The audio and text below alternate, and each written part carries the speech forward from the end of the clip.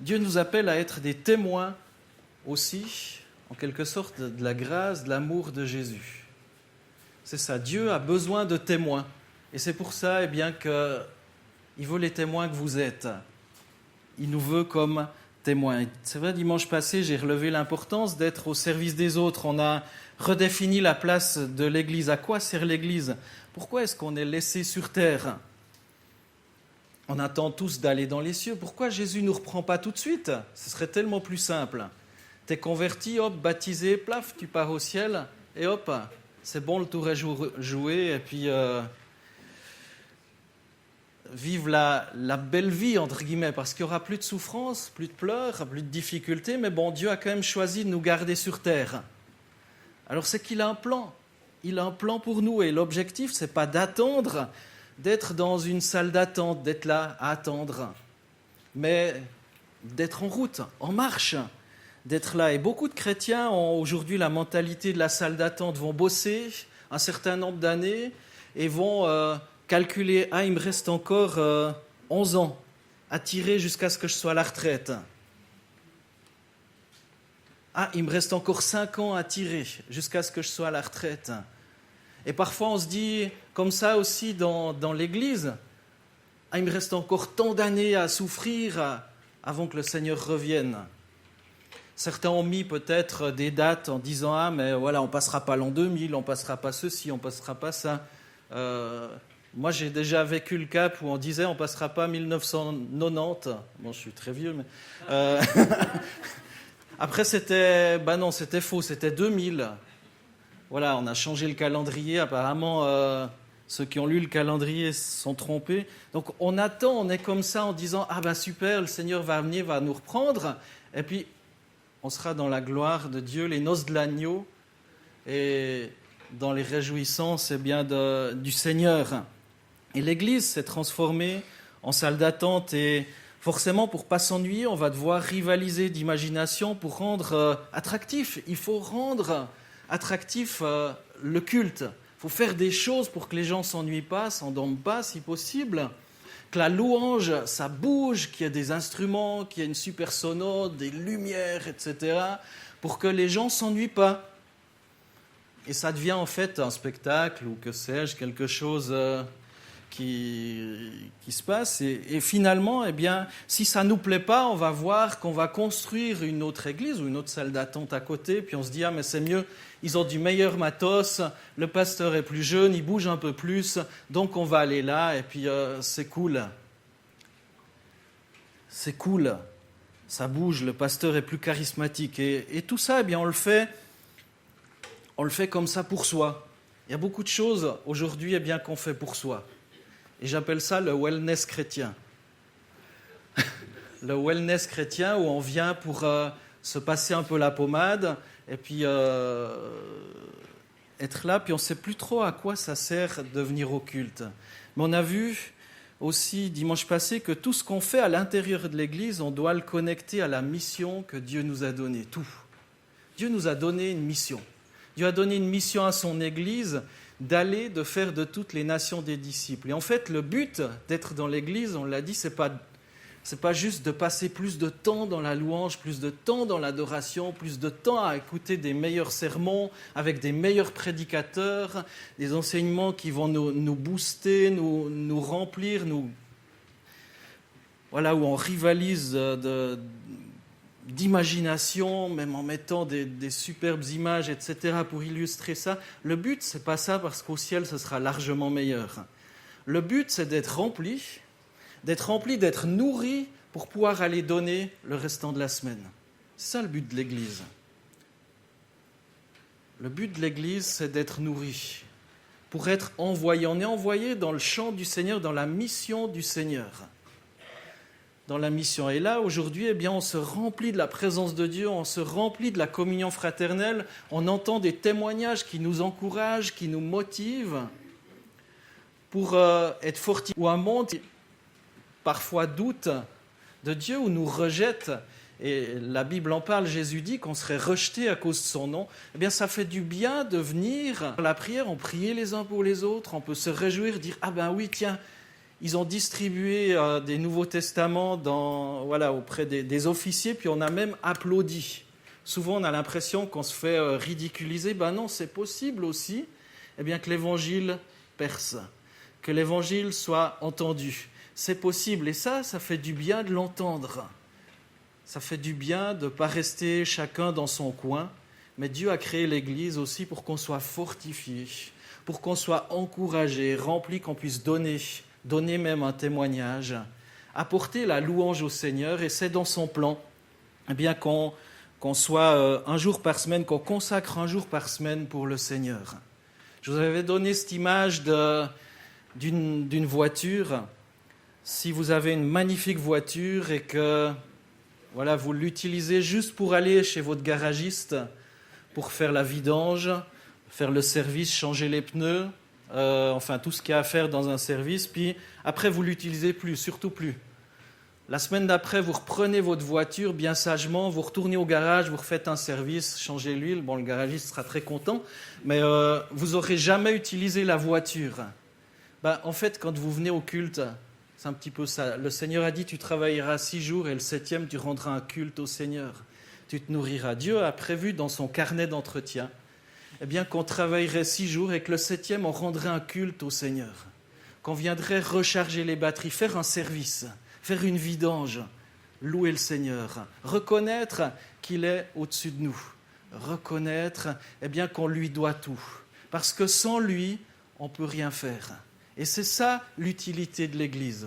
Ce n'est pas juste de venir comme ça, faire un service chaque semaine, mais après, tout ce qui concerne le Seigneur, la foi, la transmission de la bonne nouvelle de Jésus-Christ, on laisse au placard, au garage. Non, on vient recharger les batteries, être ressourcé. Et tout doit être connecté dans l'Église à la mission que le Seigneur nous a transmise, l'école du dimanche, le groupe de jeûne, la louange, la communion fraternelle, l'étude de la Bible, etc. Tous les groupes de maison, tout doit être connecté à la mission. Et Jésus va dire, vous serez mes témoins. Et on a vu qu'on est appelé à être des témoins au service des autres, parce que pour témoigner, il faut quand même qu'il y ait quelqu'un qui écoute notre témoignage. Autrement, c'est dur de témoigner à son mur. Bon, aujourd'hui, on peut témoigner devant son téléphone portable, et puis il y a Facebook qui va nous voir dans le monde entier, tous ceux qui vont pouvoir mettre j'aime, etc. Mais c'est tellement mieux quand c'est des gens vivants devant nous. Je ne dis pas qu'ils ne sont pas vivants devant leur téléphone, c'est plus sympa. Aussi à la mission que le Seigneur nous confie.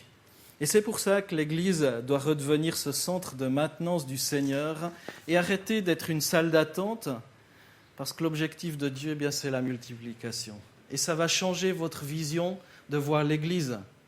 Ça va changer votre vision de voir peut-être même ce qui se passe, où on se dit, mais là, il y a peut-être plus de ceci, un meilleur son, un meilleur groupe de louanges, plus de monde, plus de ça. Non, mais pourquoi est-ce que je viens à l'église, en fait ? Est-ce que c'est pour assister à un spectacle ou est-ce que c'est pour rendre un culte à l'Éternel, mon Dieu ? Et c'est très différent. C'est très différent et on peut tomber dans une espèce de course à toujours plus de choses de ce monde. Et petit à petit, je crois que c'est aussi ce que la Bible dit. C'est un petit peu le monde ou l'esprit du monde qui rentre parmi les chrétiens. Parce qu'on a besoin de ces choses et c'est plus tellement l'objectif de louer le Seigneur, de l'adorer, mais c'est de venir à un spectacle, comme vous iriez voir une comédie musicale ou que sais-je. Et c'est tout autre chose. Alors aujourd'hui, donc, pour cette prédication, je vais vous parler de faire un avec le Seigneur. Un avec le Seigneur. Je ne sais pas si vous vous êtes déjà posé la question de vos origines. Vos origines. Moi, avec le nom que j'ai, Rottenbuehler, des fois on me dit « tu viens d'où ?» Neuchâtel. Ah ouais, Rottenbuehler, c'est très neuchâtelois, effectivement. Je suis né à Neuchâtel, à la Chaux-de-Fonds. Pas d'insulte ici. À la Chaux-de-Fonds. Donc, mais Rottenbuehler, c'est pas très neuchâtelois. Ah ouais, t'es bernois, mais j'ai jamais vécu dans le canton de Berne. Si, j'ai travaillé quelques semaines, quelques mois dans le canton de Berne, mais voilà, j'y ai travaillé, quoi. C'est quoi tes origines ? C'est quoi mes origines ? Bon, ça fait 10 ans et demi que je suis en Valais. Mais bon, je ne suis pas valaisan, ça se saurait. Mais j'aime bien le Valais, et j'aime beaucoup les Valaisans, et je me sens un peu valaisan. Mais mon accent me trahit. C'est pas... Alors, Rottenbuller, oui, c'est bernois de l'Emmental. Mais bon, je ne parle pas le suisse allemand, bizarre. Hein. Je ne parle pas la langue de mon peuple, enfin, très mal. Je le comprends un peu, je me débrouille, mais vraiment quand il faut, quoi. Retrouver nos origines. Mais en naissant de nouveau, et on va venir à l'essentiel, en naissant de nouveau, on est aussi appelé à retrouver nos origines, les origines de l'être humain. Et on est appelé, dans cette recherche de faire un avec Dieu, eh bien de se dire, voilà, je veux faire un avec Dieu, retrouver ce que Dieu veut que je sois, qui Dieu veut que je sois. Peu importe mon nom, peu importe ma couleur, peu importe où j'ai grandi, où j'ai fait ma scolarité. Dans Jean 15, il est écrit « Sans moi, vous ne pouvez rien faire ». On va lire un petit bout de ce texte, Jean 15, 1 à 8. « Moi, je suis le vrai cep et mon père est le vigneron. Tout sarment qui est en moi… » On pourrait croire que c'est un valaisan, hein. Mon père est le vigneron. « Moi, je suis le vrai cep et mon père est le vigneron. Tout sarment qui est en moi et qui ne porte pas de fruit, il le retranche. Et tout sarment qui porte du fruit, il l'émonde afin qu'il porte… » encore plus de fruits. Déjà, vous êtes émondés à cause de la parole que je vous ai annoncée. Demeurez en moi comme moi en vous. De même que le sarment ne peut de lui-même porter du fruit s'il ne demeure sur le cep, de même vous non plus si vous ne demeurez en moi. Moi je suis le cep, vous les sarments.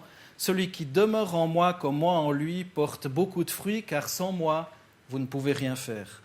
Si quelqu'un ne demeure pas en moi, il est jeté dehors comme le sarment, il sèche, puis l'on ramasse les sarments, on les jette au feu et ils brûlent. Si vous demeurez en moi et que mes paroles demeurent en vous, demandez tout ce que vous voudrez et cela vous sera accordé. Mon Père est glorifié en ceci, que vous portiez beaucoup de fruits et vous serez mes disciples. Sans moi, dit Christ, vous ne pouvez rien faire. C'est Jean 15, verset 5. Jésus est le vivant. Il est venu afin qu'on puisse avoir la vie. Et jamais on trouvera de fruits sur un arbre mort. Je pense que c'est une vérité incontestable. Jamais on va trouver de fruits sur un arbre mort. La question troublante est de savoir s'il est possible qu'une branche fixée sur le tronc, à savoir Jésus-Christ, puisse demeurer sans produire du fruit. C'est ce qui est dit. Hein. Tout sarment qui est en moi et qui ne porte pas de fruit, il le retranche. Et tout sarment qui porte du fruit, il l'émonde afin qu'il porte encore plus de fruits. Une belle image de la nature, la culture. Comment est-ce qu'on peut être en Christ sans porter du fruit ? Je ne sais pas si vous vous êtes déjà posé la question. Être en Christ sans porter du fruit. Peut-on vivre en lui sans produire du fruit ? Jésus répond au verset 4, « Demeurez en moi et moi je demeurerai en vous. Un sarment ne saurait porter du fruit tout seul, sans demeurer attaché au cep. Il en est de même pour vous, si vous ne demeurez pas en moi, vous ne pouvez porter aucun fruit. » Pour porter du fruit, eh bien, il faut qu'on demeure en Christ et que lui demeure en nous. Jésus ne demeure que dans la vie de ceux qui choisissent de demeurer en lui. On peut être, entre guillemets, en Christ, se réclamer de Jésus sans véritablement être en Jésus. On peut avoir une origine sans véritablement vivre selon cette origine. On peut avoir une origine suisse-allemande comme la mienne sans parler le suisse-allemand. On peut avoir une origine chrétienne sans parler la langue du ciel. Et c'est là où je veux en venir. C'est là où je veux en venir, de revenir à nos origines, d'apprendre quelles sont nos origines, quelles sont les choses qui se pratiquent, quelle est la langue, le vocabulaire. Jamais on trouvera des fruits sur un arbre mort. Et la question troublante est de savoir s'il est possible qu'une branche fixée sur le tronc, à savoir Jésus, puisse demeurer sans produire du fruit. Le Christ ne demeure que dans la vie de ceux qui le veulent. Alors comment est-ce que je reste connecté et que je vis cette écoute et cette intimité avec Dieu? Comment est-ce que vous faites pour rester connecté et faire croître cette intimité avec Dieu? Qu'est-ce que vous faites? Qu'est-ce que vous faites? C'est quoi votre mode d'emploi? Pour rester connecté, il faut un petit peu lire sa parole quand même régulièrement être en contact avec sa parole. Pour rester connecté, il faut aussi prier. Rester connecté, il faut reconnaître que Dieu est Dieu, c'est-à-dire l'adorer, le louer. Dans Deutéronome 6, verset 4, il est dit « Shema Israël » Yahvé Elohénu, Yahvé Erad. Écoute Israël, l'Éternel est notre Dieu, l'Éternel est un. Et en lisant ce texte de Jean 15, je me dis, mais on peut faire un avec l'Éternel. Est-ce que tu fais un avec l'Éternel, celui qui demeure en moi? Celui qui demeure en moi. C'est-à-dire que je peux faire un avec ce Seigneur qui est triple, Père, Fils et Saint-Esprit. Je peux faire un avec Dieu. Est-ce que tu fais un corps, âme, esprit avec le Seigneur? Quel est ton mode d'emploi pour rester connecté? Quel est ton mode d'emploi pour soigner ton intimité avec le Seigneur Jésus? À chacun d'y répondre. Quel est mon mode d'emploi? Et je me suis vraiment posé la question, qu'est-ce que je fais pour soigner cette communion, ce fait que je peux faire corps, je peux faire un avec Dieu?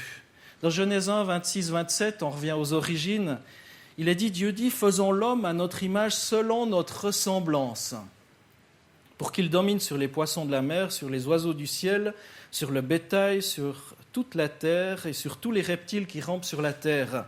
Dieu créa l'homme à son image, il le créa à l'image de Dieu, homme et femme, il les créa. Faisons l'homme à notre image selon notre ressemblance. C'est Dieu qui parle. Déjà, dès les origines, Dieu voulait qu'on lui ressemble. Lui ressembler, l'image de Dieu, on ne peut pas voir, on n'est pas appelé à se... On n'a pas de photo. Mais on connaît selon la Bible son caractère, qui il est, ce qu'il aime, ce qu'il n'aime pas. On connaît aussi une des parties de Dieu ou une des personnes de Dieu, parce qu'on connaît le Saint-Esprit. J'aime bien dire dans le mot Saint-Esprit, il y a le mot Saint. Être mis à part. Et c'est ce que vous êtes, mis à part pour le Seigneur. Être saint. Donc il y a la sainteté. À notre image, il y a la sainteté. Qu'est-ce que tu fais pour cultiver la sainteté dans ta vie, dans ton corps, pour te séparer des choses nuisibles à ta vie? Il y a l'esprit aussi. Donc ça nous dit qu'on doit être aussi spirituel. On doit cultiver les dons spirituels, la vie de l'esprit. La Bible en parle aussi, et on ne peut pas trop développer ce matin, des dons spirituels, du parler en langue par exemple, de la prophétie, de prier pour les malades, etc., etc. Tout ce que la Bible met aussi de spirituel, de prier. Lorsqu'il y a un souci, un problème, mon premier réflexe, c'est de me tourner vers la médecine ou de dire, je vais confier ça au Seigneur. Être spirituel, ce qui n'empêche pas qu'on va se tourner aussi vers la médecine, parce que Dieu a donné cette capacité de créer, de réfléchir. Dieu est un Dieu créateur et il a donné aussi cette capacité à l'être humain de créer, et oui, de concevoir, d'être inventif. Et ça aussi, c'est d'être à la ressemblance de Dieu. Dieu est esprit, il faut que ceux qui l'adorent en esprit et en vérité. Dans 2 Pierre 1, versets 2 à 4, il est écrit « Que la grâce et la paix vous soient accordées avec abondance par la vraie connaissance de Dieu et de notre Seigneur. » La vraie connaissance de Dieu et de Jésus notre Seigneur. Il me manquait un mot là. Par sa divine puissance, le Seigneur nous a donné tout ce qui nous est nécessaire pour vivre dans l'attachement à Dieu. De nouveau, on parle d'attachement à Dieu. Verset 3, la poursuite. Il nous a fait connaître celui qui nous a appelés à participer à sa propre gloire et à son œuvre merveilleuse. En tant que croyant, je peux participer à sa propre gloire. Verset 4, c'est ainsi qu'il nous a accordé les biens si précieux et si importants qu'il avait promis, afin qu'en les recevant, vous puissiez échapper aux désirs destructeurs qui règnent dans le monde, écoutez bien, et participer à la nature divine. On peut participer à la nature divine. On est appelé à refaire, à retrouver nos origines. Pas nos origines terrestres. Ça, c'était pour illustrer le message. Je ne suis pas appelé à retourner dans ma commune d'origine, Traxelwald, et puis apprendre le suisse allemand. Non, parce que je suis né de nouveau entre-temps. Donc, peu importe l'endroit où je vis, le Seigneur m'utilise comme un envoyé, un messager de sa part. Un messager de sa part, un porte-parole de Jésus-Christ et de la bonne nouvelle qu'il nous a transmis. Et dans ce passage, on a la solution pour participer à la nature divine de Dieu. Par sa divine puissance, le Seigneur nous a donné tout ce qui nous est nécessaire pour vivre dans l'attachement à Dieu. Il nous a fait connaître celui qui nous a appelés à participer à sa propre gloire et à son œuvre merveilleuse. Jésus nous a fait connaître Dieu. Quelle est la place de Jésus dans votre cœur ? Quelle est la place de Jésus dans votre cœur ? Dans votre travail, dans votre famille ? Alors, je vais m'arrêter là, il y a encore 2 autres points, mais voilà, le culte a déjà été très riche ce matin. Les 2 autres points, donc c'est avec Dieu, être à son écoute. Et le 3e point, c'est de marcher avec le Seigneur, et je vous apporterai ça lors d'une prochaine fois peut-être. Être avec Dieu, retrouver un retour à nos origines spirituelles. Parce que moi, je n'ai jamais vécu dans ma commune d'origine, Traxelwald. J'ai jamais vécu. Je sais que ça existe, j'y suis allé 1 fois ou 2. J'ai eu plaisir quand je me suis fiancé et autres d'aller amener ma femme voir la terre de mes ancêtres que j'ai jamais connue. C'est joli, il y a un château d'ailleurs. Mais enfin, ça fait des belles photos. Mais c'est comme dans le jardin d'Éden, j'y ai jamais vécu. J'ai jamais vécu dans le jardin d'Éden. Mais par contre, spirituellement, je peux revenir à mes origines spirituelles. Et c'est ça que j'aimerais juste vous laisser ce matin. Revenez à vos origines. Quel est votre papa céleste ? Qu'est-ce qu'il aime ? Quelle est la langue qu'il parle ? Quel est le vocabulaire qu'il utilise ? Peut-être ça fera changer mon vocabulaire.